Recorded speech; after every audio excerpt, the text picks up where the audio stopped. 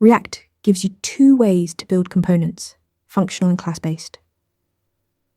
One is the future, the other is legacy. Let's break down the difference. Functional components are plain JavaScript functions that accept props and return JSX.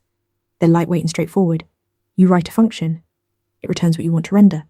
No ceremony, no boilerplate. Just a function that describes your UI.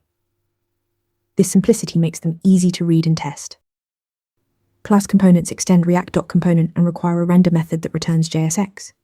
You need to use this keyword to access props and state. They're object-oriented and follow traditional class syntax. While they work fine, they come with more boilerplate and can be harder to understand for newcomers.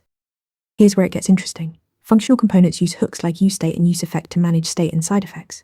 You call useState to declare state variables and useEffect to handle lifecycle events. Class components rely on this .state for state management and lifecycle methods like component did mount or component will mount.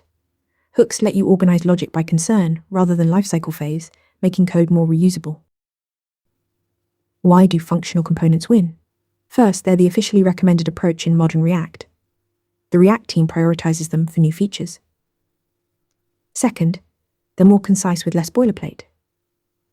Third, hooks make it easier to share logic between components.